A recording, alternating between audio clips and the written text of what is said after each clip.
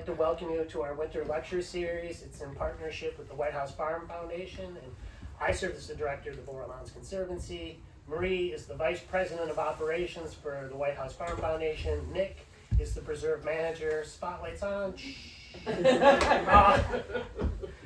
And we've been working together for a number of years at this point. And we'll kind of do just a little bit of background and history. The Conservancy was formed in '94 to protect the Boreal Mountain region through education, research, and stewardship. For a couple decades, we worked with the Virginia Outdoors Foundation, had a lease, a license, and did the trails, the public programs, and things on the mountain.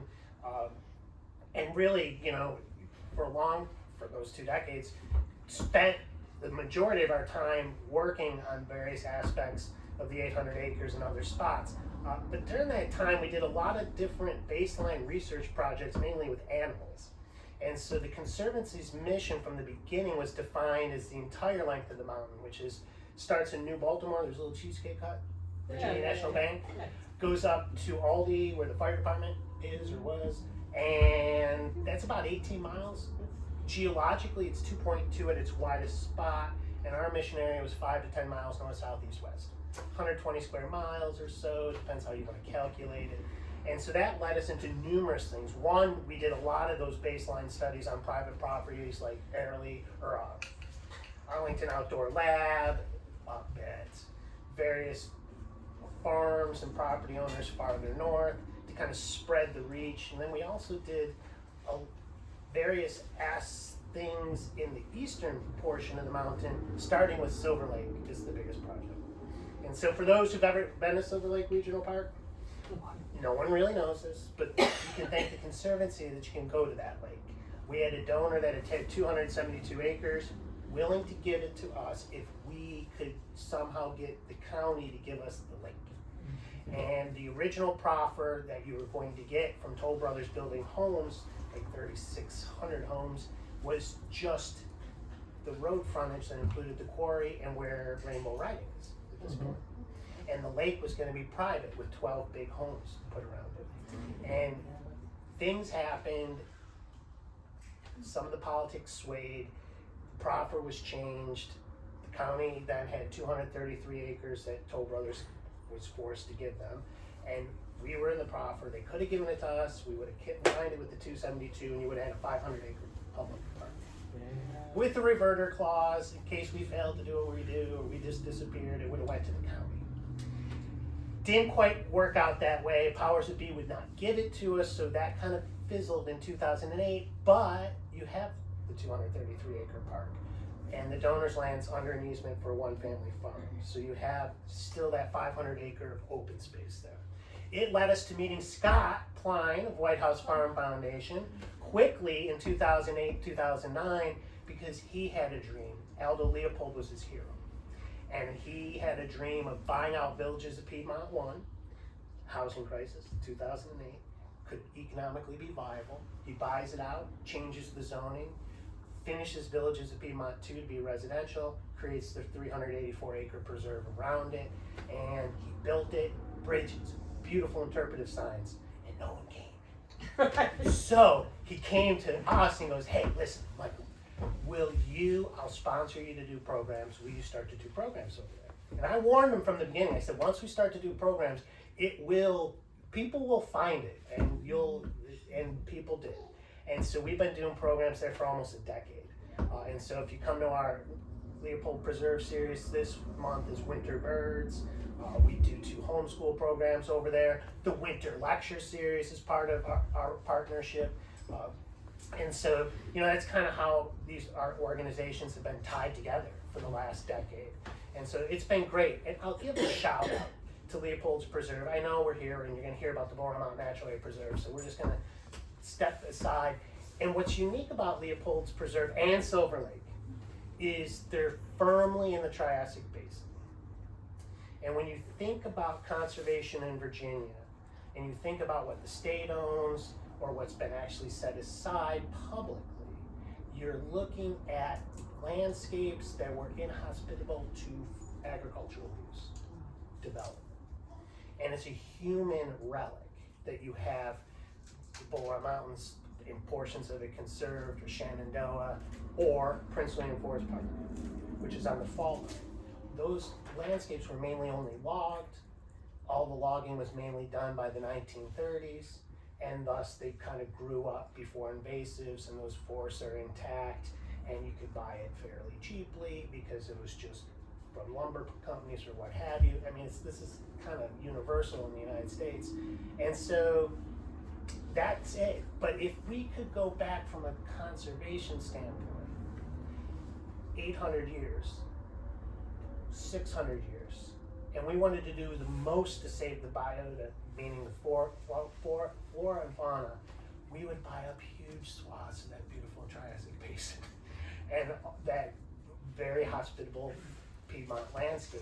The Indians didn't live in the mountains. The black bears didn't live in the mountains. They'd go there maybe to hibernate or get food in the summer, but let's face it, everything lived off of it. And so it's wonderful that Scott has created Leopold's Preserve. It's wonderful everything that Nick does. Shout out to Matthew, our assistant director. If you want to work and help conserve, shout out to Mike Dow, our board member. They're there every Friday for the Friday Conservation Corps. You come volunteer, you can help them deal with invasives, do trail work, and then there's one weekend a month that you can also participate in that program. And then if you're super hardcore, Nick lets you, Mike and Matthew also help out every Wednesday. So they're delinquent today. They're hanging out in this building instead of doing their work. And so it's been great, and it's been super impressive with how much they've actually done over this last decade to not only set it aside, but to really make it a conservation easement, because it's constantly being worked on to deal with the invasive problems and everything else. Because of course, it was in the Piedmont, it was lived on, it was trampled. And so all the invasives are there, and it's been a Herculean effort that they've undertaken. So shout out to them. Now, to the Bull Run Mountain Natural Area Preserve, Deneith, John, they are Preserve Conservation Assistants. They will be presenting the Bull Run Mountain Natural Area Preserve today. And with no further ado, we'll let them go. Thank you so much. Oh, you're welcome.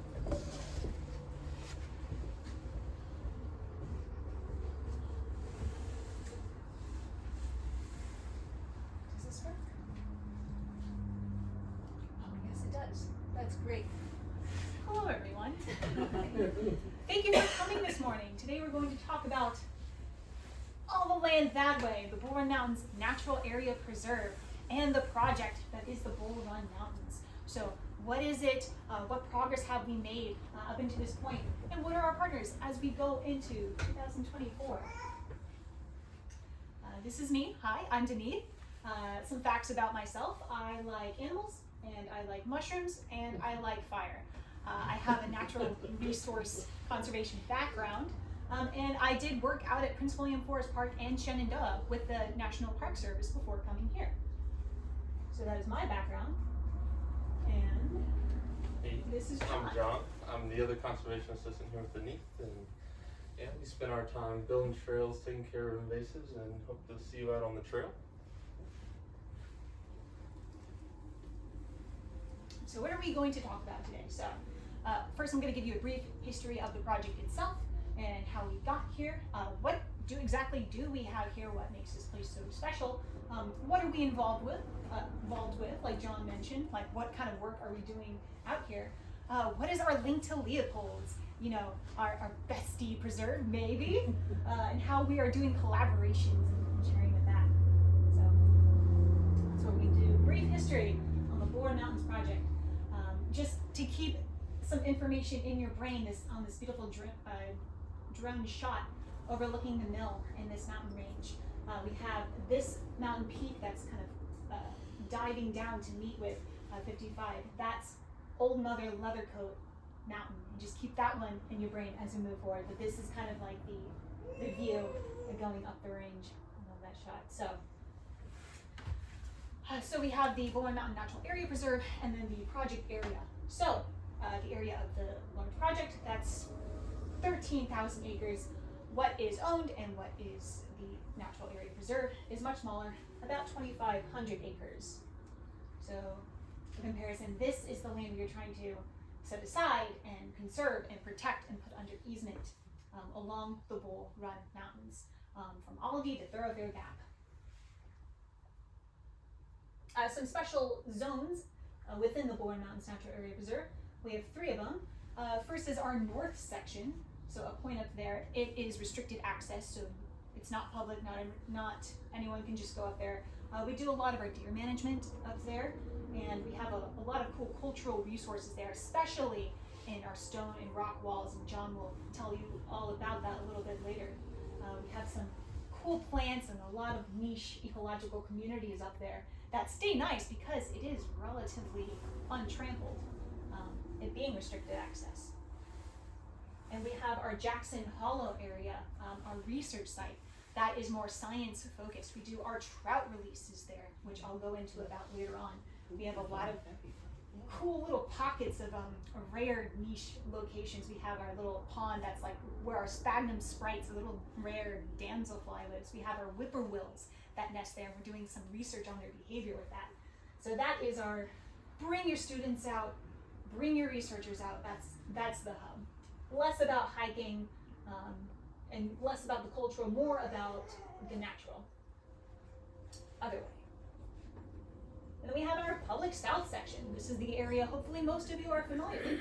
If you haven't gone out there today, I invite you to come on this hike that we're taking after this presentation. About 7 miles of trail with numerous little cultural and natural resource points of interest along. The trail runs around, looks over the mill. We have several cemeteries. We have ice houses. We have the homestead sites and a bunch of changes along the trail through our different ecosystems. But what is the Bull Run Mountains? It's not just the preserve. It's not even just a project area. It is a vast remnant. It's a monadnock, which means a sort of mountain island, an extent of the Blue Ridge Mountains. So at one point, a long, long time ago, they were all connected.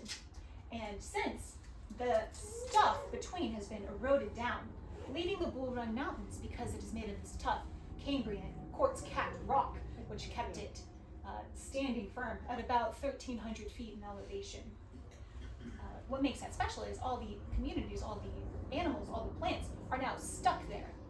They're on an island. There's no immigration for all the mountain species there, which makes it rather unique. Everything that is there is staying put and would call for some protection. 35 miles west of DC, people who fly in are making their way west. That is the first mountainous point, the first sort of ecosystem that they can stumble upon as they make their way. So that's what it is in the Monadnock, a really huge area. Of course, though, it's not just the natural. People have been living in here for at least 18,000 years. 18,000. You think about that time scale as I take a drink real quick. How long that is. Pretty long. A little closer to our time, a few thousand years ago. We have several members of the First Nations living there, mostly of the Siouan language group. The Manahawk were there with the original European contact. And of course they had relations with the other tribes and nations around them, just like countries have relationships today. So some they are friendly with, some they did trade, some they warred with. But we know they lived there in and around this area because we find remnants. That's a quartz arrowhead that we found while we were making trail just last year. And in the databases that are kept of all these arrowheads and spearheads and points of the First Nations, that's how we can match and see who they belong to. And that's how we keep track of that. So around the 1700s, you can guess what happened. European contact, disease, colonial integration, kind of a conversion and a kind of scrubbing away of their culture. Also just general ousting and driving them away from the territory. Basically, for the most part, extirpated them from the Bull Run Mountains. And then the Europeans can come and claim the virgin land, where the land was not actually pristine. It was managed and used by these people for several thousands of years. But in that time and of that time, we have character cases. It's a mosaic of community there, a lot of different people. Old Mother Leathercoat Mountain that I just mentioned, if you remember, that's named for a lady, a legend of a lady, a black woman who kept room and board, and she wore this trench coat made out of leather, even through the hot summer months. And when George Washington was a surveyor, he actually stayed with her and honored her by naming that mountain after her. That's one. Going into the 1800s, pre-Civil War, we had other people living out there. The mill was in operation. John and George Chapman, they were building that up. Of course, people who were enslaved were living in the mountains. They were quarrying the stone. We have that gap, that trench quarry gap that is above the mill. That's where they hauled the stone. That's how they built the mill, and they operated the mill. But aside from that community, we also had free black people who owned land, which is very strange, but it happened. We have Hampton Coal, we have Eli Hall, who were out there working the land, farming what they could. It was not very good farmland, but timber and quarrying, they were scratching a living, and these were their neighbors. We also had the Fagans, the Irish family who were out there. We have the Dawsons. This is a map made by a Boy Scout going over the Dawson Cemetery, which we'll see out there. And that's how we kind of kept track through the years of making sure we know what's there is out there and have that for our future reference. So, very interesting, very integrated community. Lots of dramas, lots of passions, but people have always been a part of the Buller Mountains as well. Still, what people tend to value most starting out is the unique natural ecology of it. There are two big players that we have in the Bull Run Mountains on the ecology side. We have H.A. Allard. He was a plant pathologist for the USDA. He operated in the 1930s and 50s. He collected thousands and thousands of specimens, 15,000 specimens at least, along the Appalachian Mountains. And what he found, especially moving through the Bull Run Mountains, is the uniqueness and how isolated, and that was the evidence that was put towards how displaced and how much of an island this Monadnock was, because he found these special species there. We also get little anecdotes from him as well. If he found some special plant, he would make a note, oh, it's by this cabin where this person was living. That also gets us insight into who was living there at the time. These, I'm kind of skipping ahead here, but these other mats we were able to have because of a man named Gary Fleming. And he is a vegetation ecologist who came out later, who helped confirm a lot of Allard's work, and he broke up the mountains into all these different ecological zones, and the connection between the two appears actually the corydalus, this pale corydalus, this special flower that is found here that we thought was gone, but recently found again. So two major players. They gave us a lot of the work on paper that shows us, hey, this is special, please protect it. So, how did this come to be a natural area preserve? Well, it got kicked off in the 1960s. Big player was Audrey Bruce Currier, together with her husband Dean Currier. They were the onus for saying, hey, this is special land, we need to set it aside, we need to protect it. So Audrey Currier went to the director of the National Park Service then, Conrad Worth, and she got Conrad and his associates to write up a report, a project to define what is the special area of this zone if we were to protect it, set it aside. So he and his associates defined, altogether it was 30,000 acres. The 13,000 acres along the ridge and the mountaintop, which was the special concern. So that's what they had to work with. So then they brought it to the Nature Conservancy, saying, hey, if we get this land together, if we donate it, can you hold this, keep these holdings, can you have this property? Nature Conservancy couldn't do it. The Natural Area Council, however, said, all right, we'll take a crack at it. So they started accepting those private, individual donations from people, wealthy people's concerned interest into the mountain. So they started getting land for that, but we have the Curriers and Alice DuPont Mills, who are the main players in setting aside this land. And that's when the Bull Run Mountain Conservancy was formed. Not Mountains, not to be confused with the Bull Run Mountains Conservancy, but this one was really just an arm, a muscle of Alice DuPont Mills to get this land set aside. And as they were doing so, of course, eventually it has to become something. And this is where some of the politics comes into play, because, you know, do we want to set this land aside privately and keep it separate, or do we want to open it up to the public? What protections can we provide the land? There was thought of making it a state park, which would be very different from a state preserve, for example. They actually got Stanley Abbott, the guy who drew up the plans for the Blue Ridge Parkway, to make a plan for a state park, if that's what the Bull Run Mountains were to become. So, but people waffled, couldn't agree on what to do with it. So, and the Natural Area Council was also having trouble. It was a financial burden to keep all of those holdings. And so, enter in the Virginia Outdoors Foundation.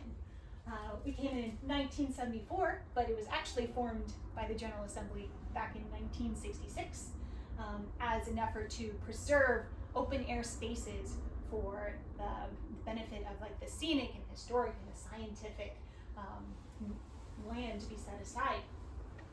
It's unique in its state agencies in that it can accept private donations and it encourages, you know, monetary land or other property to be donated and set aside and still have the protections of the state and the benefit. So it is they were in a unique position to be able to have those holdings transferred to really recharge this effort to making this special land set aside.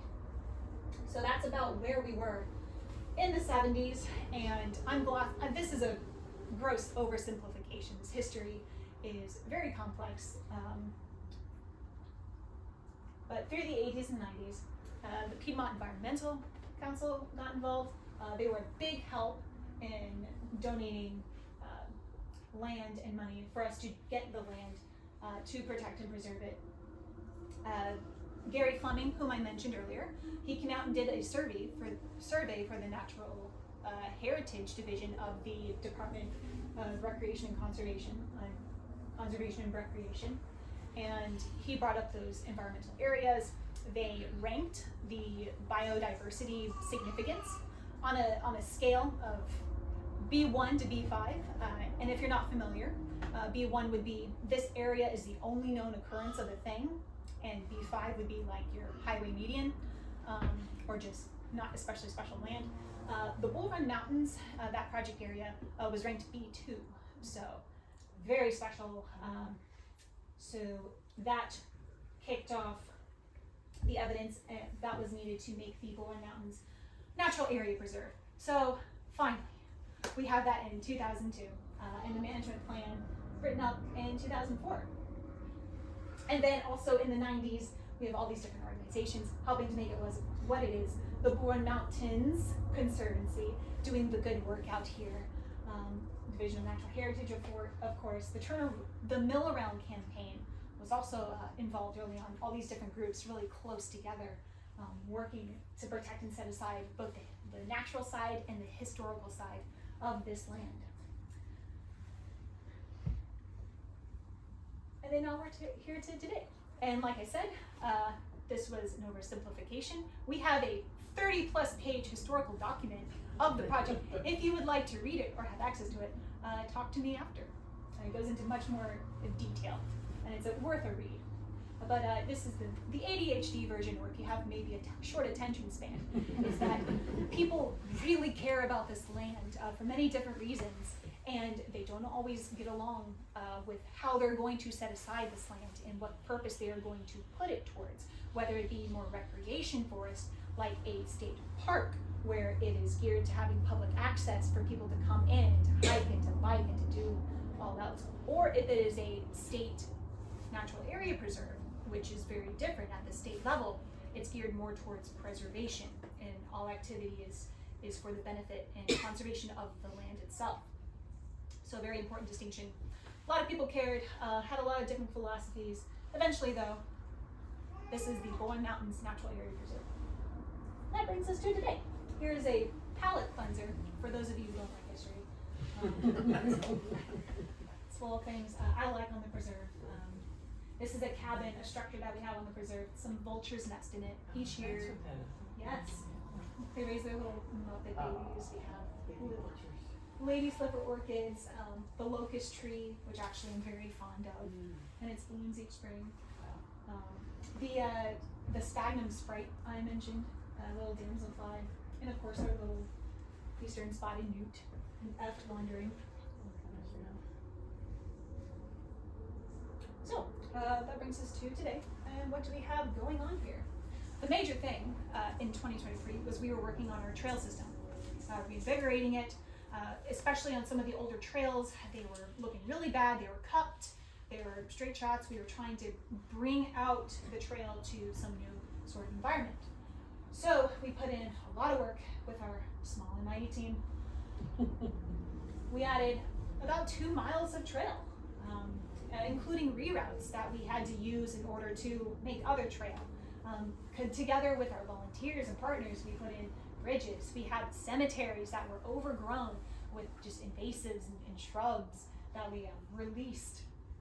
And of course we had plenty of other trail structures, jack steps, what have you, that we used and we put in. So that was the big and major change in 2023 out here on the south section at least.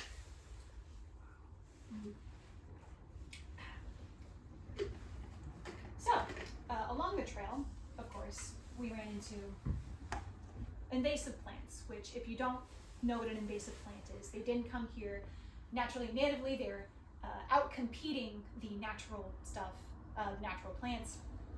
And as a part of our management, we are cutting them back. We are releasing some of the natural native plants that belong here. For example, along this new trail and new bridge, this multiflora and a few other things, I think a barberry has completely taken over this spice bush, and we released it down there. But it was very opportunistic as we built the trail. Going into this year, we're working on a more targeted approach to our invasive plants. So this winter, John and I went out and mapped the southeast section of our south section of the preserve to see where treatment was most needed. We're putting together an action plan going into this year to treat it. So that's where we are with invasive plants. And of course, we can do none of this without our strong volunteer base. We give a call usually through Meetup for volunteers to come out and to help. And without them, we could not have done the reroutes and the trails and spruced up the sides and get rid of the invasives. So big thanks to them. Here's some facts about what our volunteers did in 2023. Over 550 hours of their time. We had one volunteer put in, 238 hours by himself. So all we can say to that is, thank you very much. Okay, so aside from the practical work we did out here, why is this considered a land lab? We considered it a land lab, open air museum, as a preserve. And what makes it so? Some examples, starting on the left there, that was our intern this past year, his name's Julio. There he was helping me dig in some pitfall traps. We were trying to see if the insects along the ground were choosing which trees to be around depending on where that large tree was located as a part of like a related vegetation survey. We don't do research for research's sake. We're using it to compare our work with previous work for such as Gary Fleming's to see if the environments, the ecosystems have stayed the same or are they changing since we last checked. We have some students there, some high school students out at our Jackson Hollow site. Right there, they're doing an inventory on our macroinvertebrates in the water. We have the Catawba Creek that goes there where we release our native brook trout. Is the stream still good for the native brook trout? We think so. We make casual observations and see them, but they give us a little more detail. The macroinvertebrates, essentially the insect larvae that live in the stream, they're plentiful and abundant, and the kind that live there indicate that the waters are healthy and good for the trout. So that's what they're telling us right there. Looking at all the Metaloptera, the caddis flies, the stone flies. It's really cool if you're into it. Oh, and on the cultural side, that lawnmower looking thing that we have out at the cemetery, that's the Fagan Cemetery, That's actually a ground penetrating radar, a GPR. So it's like an MRI machine for your cemeteries, or whatever land you go on. We are partnered with a student from George Mason University, and they were showing us what exactly is beneath there. And that helps us to find graves of people, even if they're not marked, for example, or if we cannot tell the difference between, was this a roadbed, was this a mass burial trench, or was it just some kind of odd dip? That technology helps us figure that out. And especially out on the mountain, not all the cemeteries are well marked, and they're very communal. And we don't really know a lot about it unless we have technology like this and ways of researching it. So we're learning a lot. Trout Unlimited is a great program. In conjunction with Trout in the Classroom, we had so many kids from preschool to high school come out and release their brook trout. Little babies ranging from like 1.5 inches to 3 inches, and they never get very large, but they are an integral part of this natural habitat, and they're in trouble. So this program allows them to come out, release them, and restock, and improve the habitat there. So this is not an organized release, this is just actually individuals coming out and releasing trout that they... It's organized through the program, and it's by classroom that they did kind of.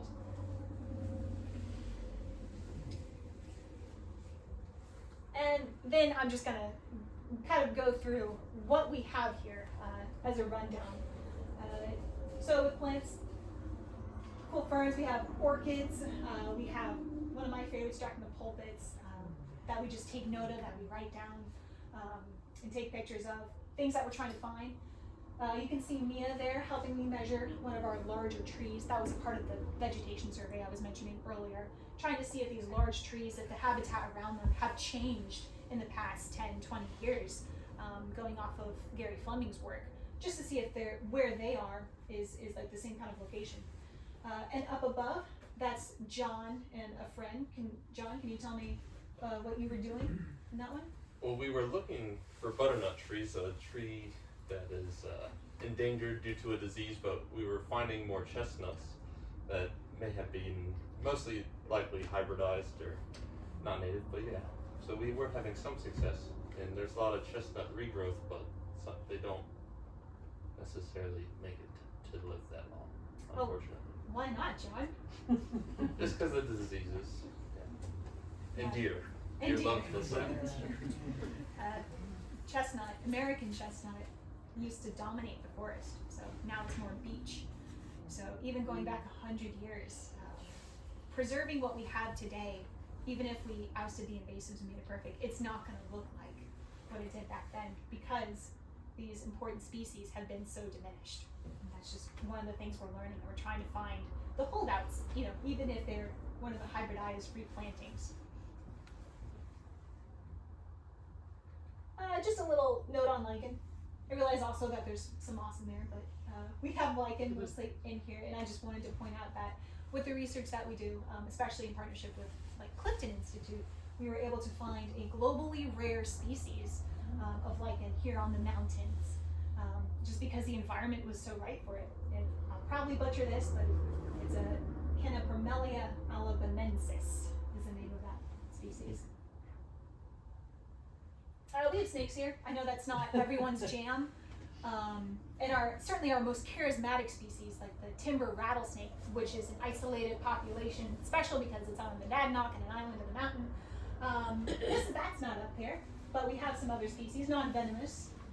We have the hognose snake, the black racers. So what do we do with the snakes out here?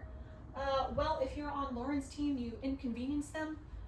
She has a project, and she is swabbing these snakes and measuring them, getting information to track the spread of fungus and diseases that is rampant and affecting our reptiles throughout this area. So she's helping to keep our species and our snakes healthy and safe with her research, and she let us help out that one day. How does a fungus get here if it's a monadnock? Good question. So it's transmissible not just through snakes and the mountainous species, but several other reptiles, and some of them are even from amphibian too. So you have your creatures that also migrate, that are not restricted to the mountains, and then they can come in and then transmit that. So we're trying to track where it is coming from, and depending on where we find the snake, what species have been affected, that gives us good intel to answer those sorts of questions. That's a really good question. We also spread it between the reptiles. That's true. If we are handling them in one place and then we go to another place and use the same snake hook or the same gloves or the same boots, Mhm. we're You're spreading infecting it. it even if it isn't infected. That's why it's important to sanitize your boots. Mhm. You hear that sometimes with bats and caves, you're supposed to sanitize, but you hardly ever think it for like reptiles and just traveling between parks and preserves. Turtles, another charismatic reptile. This is like a year and a half's worth of just overhead shots, and anybody can guess that species? Just shout it out. Eastern box used to be the eastern box turtle, but now Is that contested? it's been renamed recently. I can never. It's like the woodland box turtle is now what it's called. Okay. Well, box turtle.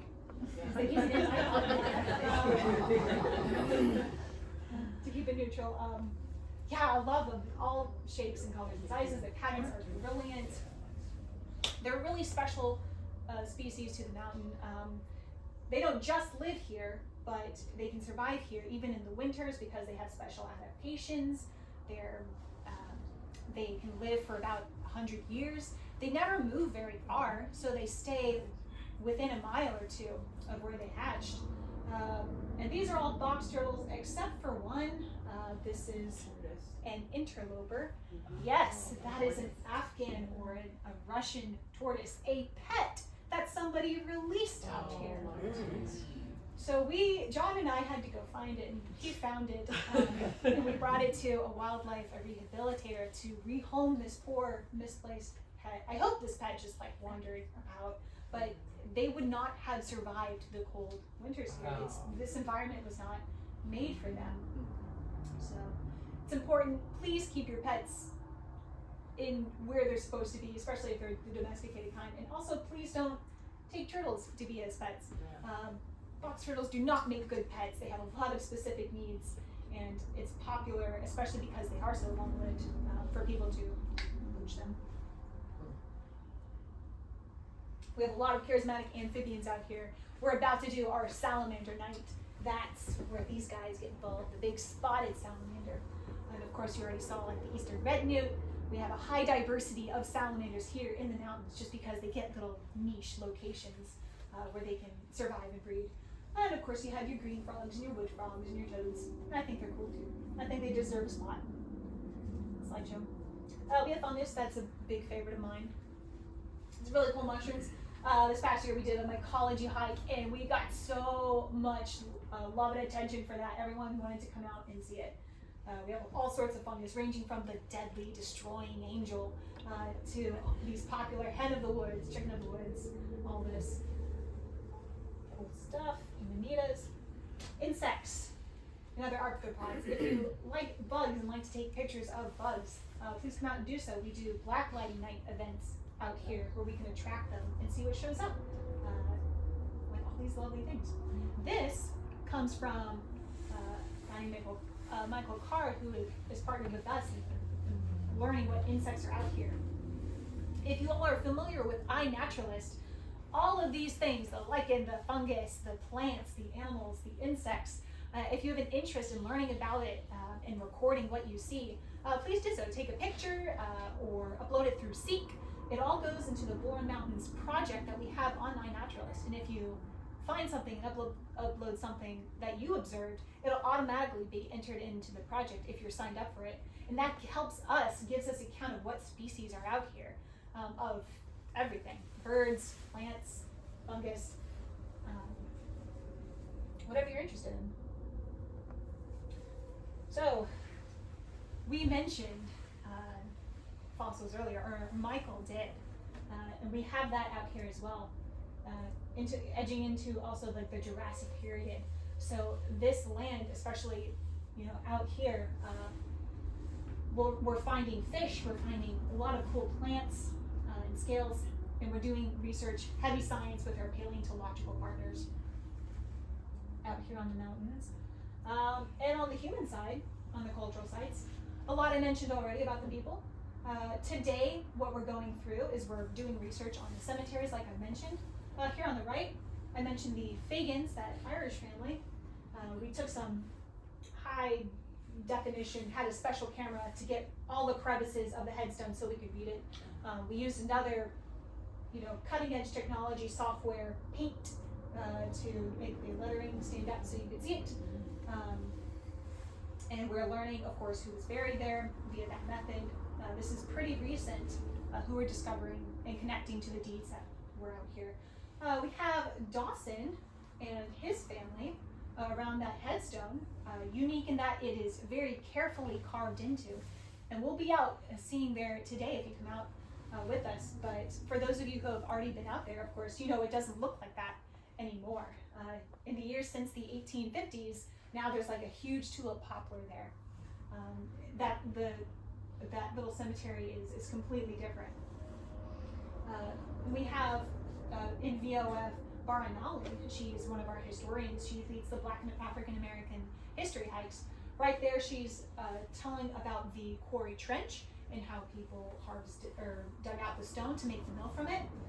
She is our expert on the communities out here. She helps us with getting that information on the families, like the Hampton Cole family and the Eli Halls, learning about their underrepresented communities out here. We have modern culture, human culture out here. Old Mother Leathercoat Mountain, also on there is this painting of Mother Mary overlooking the Thoroughfare Gap. I was just out there to visit it, and it still looks good. That's in the past 20 or 30 years, someone painted it on there. So people are still important part of the mountain, backwards and forwards. I mentioned the cultural resources we have on the north section, especially in our stone walls. And you might think, that's just a stone wall. That's just a stack of rocks. Isn't that right, John?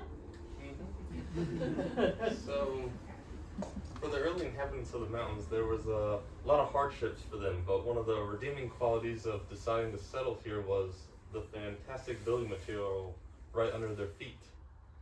So, the stone was used to build the foundations of their houses, walls to keep their animals in and out, and that one wall there covered in snow was actually built as a retaining wall that then trapped dirt behind it so the homestead owners could have better soil to grow their crops in.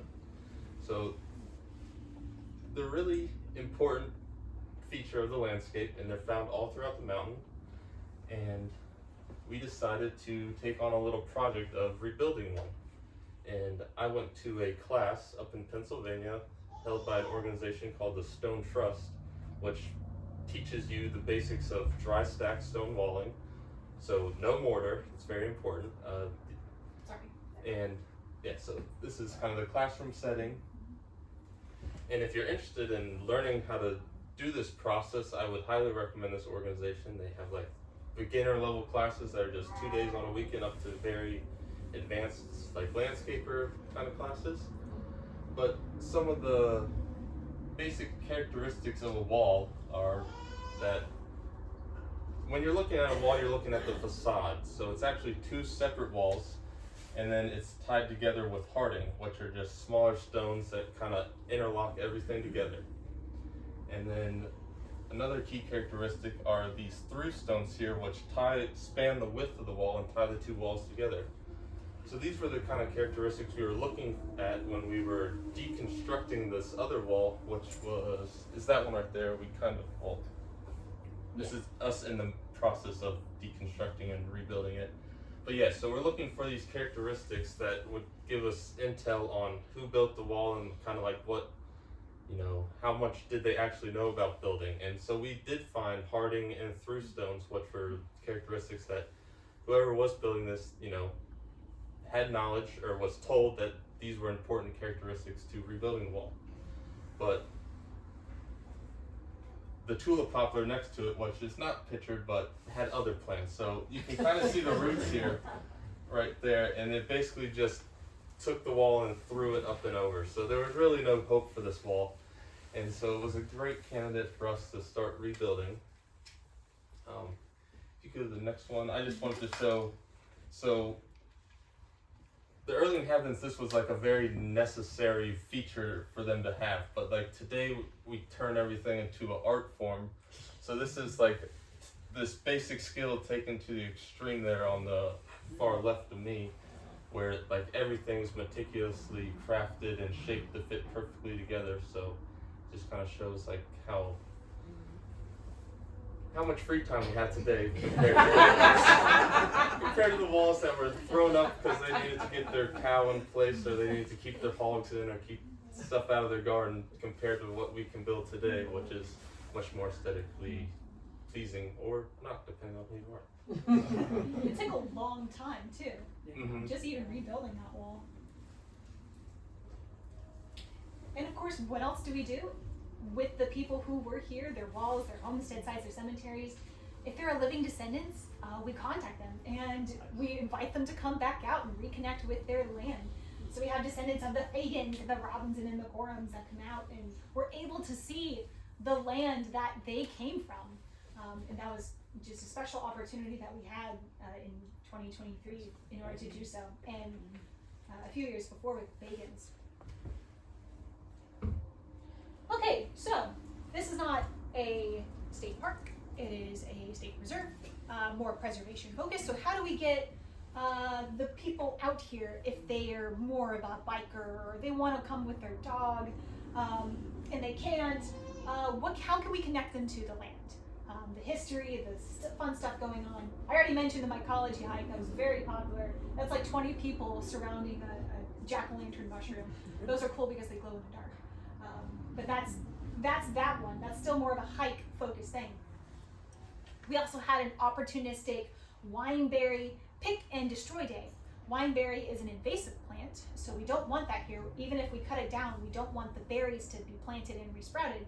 So on this very special occasion, normally you're not allowed to collect anything because it is a preserve, but when we're trying to get the invasive plants out there, we allow people to pick and take it home. We had like a cobbler recipe on that day. I think it was the 1st of July that we did that. So yes, normally in a natural area preserve, no collecting mushrooms, no collecting any kind of edible. But if it's an invasive and tasty wineberry, you have that opportunity. And then we got some of the nerds out there for the Pokemon Go Day. If you're familiar with the app, it was very popular in 2016 and 17. People were catching the Pokemon. We still have like the stops here. So if you're into any of that virtual reality fitness app, we probably have a marker for it on the preserve. Pokemon Go, Pokemon itself was started by a citizen scientist, an entomologist, as a way to connect kids with the outdoors and the creatures. So we kind of brought that back. So this Pokemon is like this deer, or it acts like this plant, and we were trying to engage like the young folk, the kids, with that again in a way that made sense to them. So we're always thinking of ways to get nerds out here, ways to get like various people who have an interest, especially through the iNaturalists, especially through the fun stuff that normally you wouldn't think about coming out to a preserve. Just some hiker facts, some hiker data. We have a counter up at our trailhead, not a camera. Sometimes I see it being covered, but I promise it's not taking pictures, it's just counting you, of people who come out here to hike. We're open Friday, Saturday, Sunday, so the average weekdays are a bit skewed, but on a given weekend day, we get about 100 people, a little over 100 people out here. Peak in the fall, over 200, of course, and that's just how we're keeping track of it.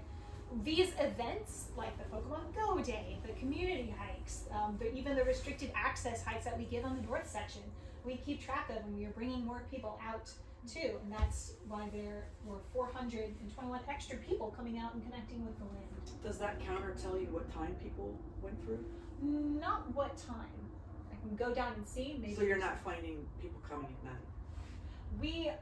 We do sometimes, especially with unrestricted areas and stuff. We have like other ways, like trail cams and stuff. That'll give us that kind of data. So we've been talking a whole bunch about the natural area preserve that we have here. But we're not 5 minutes away from Leopold's, and I'm so glad for Leopold because I can send all the dog walkers there. And all of the people who come on a weekday, and it's unfortunate because I'm doing work out there, but it's not open to the public. I can say, hey, just down the road, an excellent comparable preserve is there, about the same length of trail. It's another resource. It's the same, but it's different. And the diversity is very valuable. So we have the mountains, we have that monadnock, we have a lot of that cultural history. Leopold has that cultural history too, the people who are using it as farmland. But they also have wetlands, they have waterfowl, they have the unique flat marshlands out there. And like us, they have big problems with treating invasive plants. So we like to bring our minds together to kind of say, oh, what worked for you, what did not? How are you like protecting your cemeteries? What are you doing? What kind of educational opportunities are you providing for your public? So we also have a grant. The Virginia Outdoors Foundation has a Get Outdoors program, a fund, a grant, and what we do with that is we find underrepresented communities. We want to bring them in a safe way to our outdoors throughout the state. And I don't know if you could tell just from the trailhead and the railroad tracks, we're not very wheelchair accessible. So how do we bring people out to the outdoors if our own preserve cannot do it? We partner with our sister preserves. We say, hey, here's some money. Give people an opportunity to wheel out there so they can see the beautiful outdoor spaces. So that was our partnership most recently with Leopold's Preserve, is putting in that viewing platform for their wonderful wetlands area through the Go Fund. So that's just one way we're tying our preserves together. Any questions on that? That was a lot. You mentioned the deer program. What exactly do you do? Deer management program. So it's managing the population, so hunting on our north section. Yes. Like John mentioned with the American chestnut and stuff. In a lot of our native species, we have an abundance of deer here, and it's not letting anything native grow because they don't like to go for the invasives. I wish they would. So by managing them, we're allowing some of the native habitat to actually return. Is it rifle hunting or bow hunting or? I'm not sure on specifics on what they use. I think it may be a bit of both. I think they just follow the typical seasons of hunting, which muzzleloader, bow, rifle. Mm-hmm. They're expected to take the carcass with them. Mm-hmm. Yes. It's jack-o'-lantern mushroom. Mm-hmm. I've never seen that or heard of it, but does that grow other places besides here? Yes. You can find it. We have a great deal of it here. Let me see if I can find it again. There's 50 slides in this. You just passed it. Everybody looked our way. Hold on.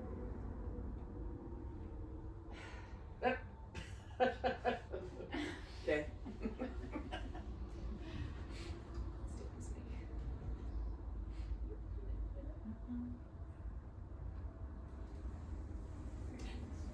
That one is also the jack-o'-lantern mushroom. So it has bioluminescent spores. So you go at night, you'll see it faintly glowing. Which one was the poisonous one? Ooh, that's the destroying angel. Wow, it's pretty Half a cat. innocent. I know. The yellow one? Wait, one. No, the yellow one. So this one is an example of a coral mushroom. So I think that one is the crowned coral mushroom, but I'm not quite sure. We also have violet coral mushrooms. This is also a coral mushroom. So they do really look like anemones and like corals. They're very small though. Where are some of these, the special mushroom walk and some of these hikes, where are they promoted Good so that we question. can find them or join them? Oh, jump to the last slide. Okay. Social medias. Please like and subscribe, and also follow us on any of these. This is our main one. You can find all of the links to them on bullrunmountains.org. And if you go on iNaturalist and look up the Bull Run Mountains project, you'll find where to put and upload all that species data if you're into it. There's also a lot of smart people on there that will tell you what exactly you're looking at. You can't Yes. Oh, I wanna ask you about the top of the mountain. When you said that sometimes you hike restricted areas, is that going all the way to the top? Cause I remember when it was open, there was a section that said privately owned and you couldn't go that far, but like how far can you go up now? I know what you're talking about. That was leased land to us that we don't own anymore. For the restricted hikes, that would be on our north section. So what you're talking about is kind of on this ridge line, and where we take hikes where normally the public can access is in the north section. So yeah, we don't own that place anymore. And those hikes up there are a lot different. It's a lot more rugged. There's really no. You have to be hardcore. Yeah. It's there's not like maintenance. It's not like a perfect manicured trail. It's a lot of slippery rock and stuff. So. Sure is pretty though. Oh, Yes. They have skunk cabbages on the north section right now. Yeah, a lot of cool things moving. That's where you have most of the lady slippers. This says you're really only open Friday through Sunday. Yes, for now we are. And how long is that gonna go on? Well, going into 2024, we're putting in parking lot up our east gate. Once we get that established, once we have a gate that can lock automatically, then we can open up to more days a week. So we are working on more days a week that we can open it to the public. But that also ties into us being a preserve and not a state park. So there's 66 nature preserves throughout the state, and only a handful even have public access to them at all. So it's really just a difference in goals. We don't really necessarily want people here all the time, Right. just because that's just more impact on the land. And Jackson Hollow used to be a private pool, lodge, campground. Yes. Back in the 60s and maybe the early 70s. I can't remember. Have they taken all of that out of there? Is that where you're actually having your, are those the buildings that you're using? Yes. So we've restored some of that. Yeah, I would There's love the to see campground. The campground is also that. I used to still go on there as a little kid. You know, the dam break is there, and yeah, so it's It all was there. the only pool around. And everybody went to the Apollo. Oh, interesting. Oh, that was been fun. It was. Yeah. The meetup group, is that also where the volunteer options are? There's also Like to inconvenience the snakes, for example. yes. Well, that's You want help? that's more on Laura. That's I more hate on snakes. Laura and who she wants to take with her. You know that. But yes, all of our opportunities are on Meetup. We have two kind of separate. We have the hiking group and also the volunteer group. And last year we did volunteer days once a month. We're still trying to get the exact volunteer program together for this year. But yes, look for those opportunities by signing up there. Okay. So this Bull Run Mountains little island, are there other places like that in Virginia? Is this totally unique, or that have kind of sitting out there all by themselves away from the mountain range? Good question. I don't know about Virginia. I could be wrong though. I mean, Instead certainly of hills, along the just- Blue Ridge Mountains, Yeah, I'm it's sure happened something before. has been cut off from it. That's a good question. But I mean, are we totally unique in the state of Virginia? Very special. Understand how it is, but Very special. I'll look up that, and if you take my card, once I find the answer, I'll email you. Because I don't know. All right. Oh, yes. Hi, Mike.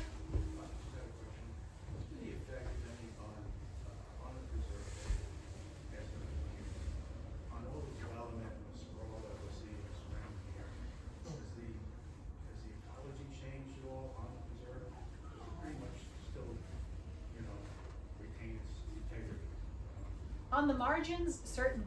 And that is one of the differences between Leopold's and the preserve. We have a lot of forest interior trail. Whereas like Leopold's, they're like surrounding a community and with that buffer of nice preserved and wetlands. But they certainly have more edge. We have more interior that we're trying to keep nice. Sometimes, neighbors come in when they shouldn't. Sometimes the boundaries take some work. But as far as like construction on the interior, it varies from case to case. Yeah. I had heard, I went on a walk on Leopold's once before, and the guy was saying that the wetlands there were actually man-made because they took over some wetlands to build the homes. And the Virginia law states that if you take it away, you have to recreate it. So what you see over there is actually It's actually a federal program. but it's also very dry right now.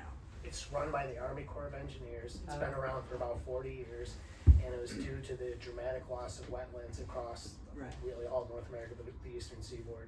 And so it is a no net loss policy. So when they expand the Dulles corridor, the wetlands mitigation back at North Fork Wetlands on the Scout, that was an example of buying into it in order to do something in Dulles. Leopold's Preserve is a unique one. That's an example of Villages of Piedmont One building it on a wetland and then constructing one adjacent. Right. And it's not a perfect policy. If you see a constructed wetland, it means a natural wetland was destroyed somewhere. We actually had Chris